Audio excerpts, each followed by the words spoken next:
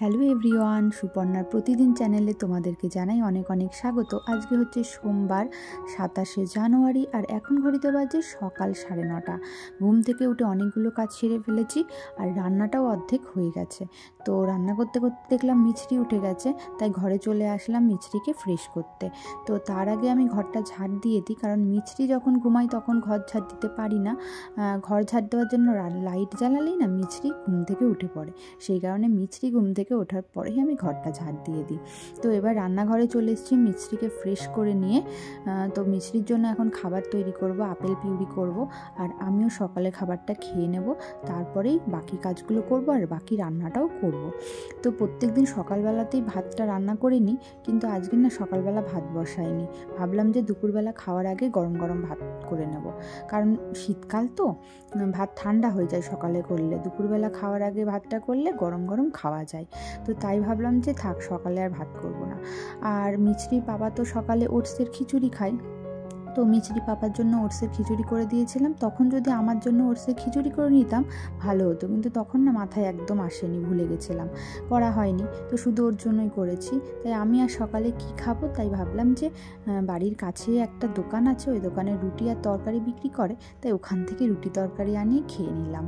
তো মিছরিকে স্নান করিয়ে দেব, এইখানটায় প্রচণ্ড রোদ থাকে, তো এখানেই বসে প্রত্যেক দিন ওকে তেল মাখিয়ে স্নান করিয়ে দিই। তো আজকেও তাই করলাম, আর অনেক দিন বাদে আজকে মিছরিকে শ্যাম্পু করিয়ে দিচ্ছি। শীতকাল তো, আর মাঝি মেয়েটার অনেকটা শরীর খারাপ গেছে, সেই কারণে এখন না ভয়ে ভয়ে থাকি, তাই শ্যাম্পু আর সাবানটা একটু কমই ওকে মাখাই। তো আজকে বেশ ঝলমলে রোদ উঠেছে বাইরে, তাই ভাবলাম চলো এই সুযোগে মিছরিকে শ্যাম্পু করিয়ে দিই।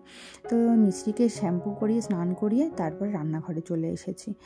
মিছরি এই সুযোগে একটুখানি ঘুমাচ্ছিল, তো স্নান করেও কিছুক্ষণ ঘুমাই এই টাইমটাতে। আবার অনেক সময় বেলা হয়ে গেলে না ও স্নান করার আগেই ঘুমিয়ে পড়ে, তখন আবার মুশকিল হয়ে যায়, তখন স্নান করতে বেলা হয়ে যায়। তো ওই জন্য আগে আগেই ওকে স্নান করিয়ে দিই, তারপরে আমি বাকি রান্নাটা করতে আসলাম।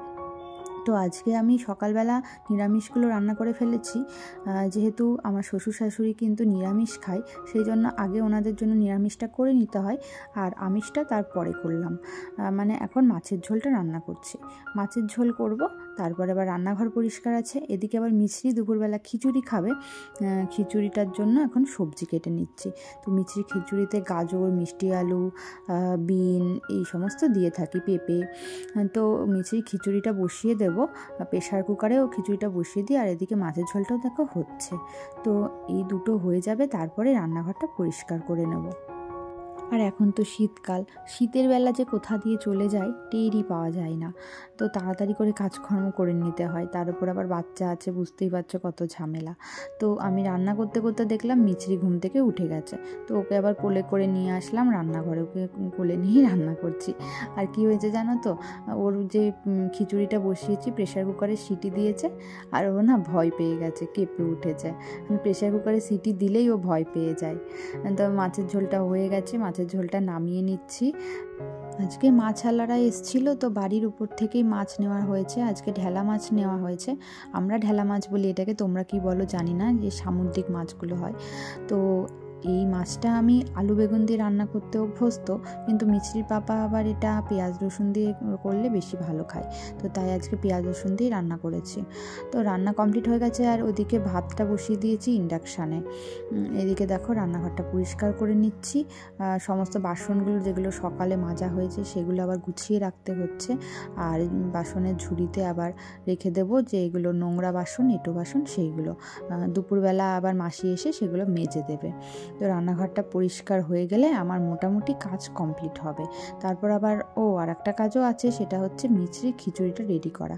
তো মিছরি খিচুড়ি তো তৈরি হয়ে গেছে, কিন্তু সেটাকে আবার পেস্ট করতে হবে, মানে আমি একটা বড় ছাঁকনি আছে ওটা দিয়ে খিচুড়িটা ছেঁকে নিই, তাহলে পেস্টের মতো হয়ে যায়। তো ওটা করে তারপরে ওকে খাওয়াবো, খাইয়ে স্নান করতে যাব।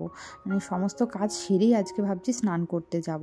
আর মিছরিকে না খাইয়ে স্নান করতে গেলে না ওর খাওয়ার বেলা হয়ে যায়। আজকে আবার ও মাঝে একবার ফর্মুলা দুধ খায়, সেটাও খাইনি, তাই আজকে তাড়াতাড়ি খিচুড়িটা খাইয়ে দেবো। অন্যদিন কি করি বলো তো, অন্যদিন আমরা দুপুরে ভাত খেয়ে নিই, তারপর ওকে খিচুড়ি খাওয়াই, তাতে করে ওর মাঝে একবার ফর্মুলা দুধ খাওয়াতে হয়। কিন্তু আজকে যেহেতু দুধটা খাওয়াইনি, আজকে সময়ও পাইনি খাওয়ানোর, সেই কারণে ভাবলাম তাড়াতাড়ি খিচুড়িটা খাইয়ে তারপরে স্নান করতে যাব।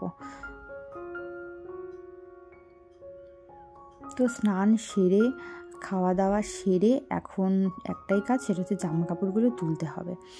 জামা কাপড়গুলো তুলে নিয়ে যাই, না হলে আবার জামা কাপড়গুলো ঠান্ডা হয়ে যাবে, কারণ একটু পরেই তো রোদ চলে গেলে আবার কুয়াশা পড়া শুরু হয়ে যাবে। জামা কাপড়গুলো ঠান্ডা হয়ে গেলে মেয়েটাকে পরালে না মেয়েটা কষ্ট পাবে, ঠান্ডা ঠান্ডা জামা কাপড় যেগুলো ভেজা সেগুলো পরে নেব। তো ঘরে এসে দেখি যে মেয়ে পাপার কাছে রয়েছে, কান্নাকাটি করছে আমার কাছে আসবে বলে। এবার আমি সব কাজ না সেরে ওকে কি করে কোলে নিই বলো? আসলে ওর পেয়েছে ঘুম, তখন না একটুখানি ঘুমিয়েছিল বললাম না, তো একটুখানি ঘুমিয়েই ওর ঘুম ভেঙে গেছে, সেই কারণে ওর ভীষণ ঘুম পেয়েছে। কিন্তু পাপার কাছে এখনও থাকবে না, এখন আমার কাছেই আসবে। মিছরি জানো তো দুপুরবেলা এত কান্নাকাটি করলো ঘুমের জন্য, কিন্তু ঘুমালোই না মেয়ে। বিকেল হয়ে গেল, ওর পাপা দোকানে চলে গেল, তারও কিছুক্ষণ পর মেয়ে ঘুমালো। আর এতক্ষণ আমার কোলের মধ্যেই ছিল। এখনই আমি বিছানায় শুইয়ে দিলাম, ভাবলাম যে শুইয়ে দিয়ে এই ফাঁকে আমি রাতের রান্নাটা সেরে ফেলি। তো রাতে আজকে বিশেষ কিছু রান্না নেই, কারণ শ্বশুর শাশুড়ি গেছে এক জায়গায় নেমন্তন্ন খেতে, আর মিছরি পাপা তো রাতে ভাত খায়, তো ভাত আছে, তরকারি আছে, ওগুলোই গরম করে দেবো, খেয়ে নেবে।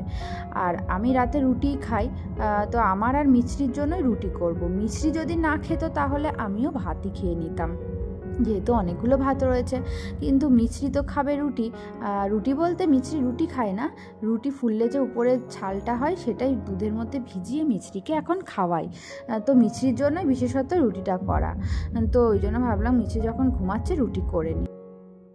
এখনই সন্ধ্যে 7:30 মতো বাজে, তাড়াতাড়ি রুটিটা করে নিচ্ছি, হটপটে রেখে দেবো, গরম থাকবে।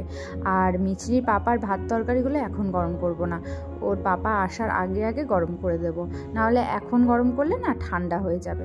আর বাড়িতে যেহেতু শ্বশুর শাশুড়ি নেই, সুতরাং মিছরি ঘুম থেকে উঠে গেলে আমাকেই ছুটতে হবে ওকে কোলে নেওয়ার জন্য অর্ধেক রুটি করতে করতে, তাই তাড়াতাড়ি করে রুটিগুলো করে নিচ্ছি। সেদিনকে চেষ্টা করেছিলাম, বাড়িতে কেউ ছিল না, ওকে নিয়ে রুটি করার, কিন্তু রুটি না বেলতে আর পারলাম না। আটাটা মেখেছি, কিন্তু রুটি বেলা ওকে কোলে নেওয়া সম্ভব হলো না। মিছরি অনেকক্ষণ ঘুমিয়েছে জানো তো। আমার রুটি হয়ে যাওয়ার পর আমি ভিডিও এডিটিং করছিলাম, তো তখনও ঘুমাচ্ছিল। ভালোই হলো, আমার আর একটা কাজও হয়ে গেল। তো রুটিটাও আমি ভিজিয়ে রেখেছিলাম, আজকে অনেকক্ষণ রুটিটা ভিজেছে, যে কারণে রুটিটা বেশ নরম হয়েছে। তো ওকে খাওয়াচ্ছি এখন, আর গান চালিয়ে দিয়েছি। প্রত্যেক দিন রাতের এটাই রুটিন যে উনি গান শুনে শুনে খাবে। আর এখন মোটামুটি রাত 9:30 মতন বাজে, ওর খাওয়া শেষ হয়ে গেছে, তখনই ওর বাবাও বাড়িতে চলে এসেছে। তো এখন পাপা মেয়ের টাইম চলছে।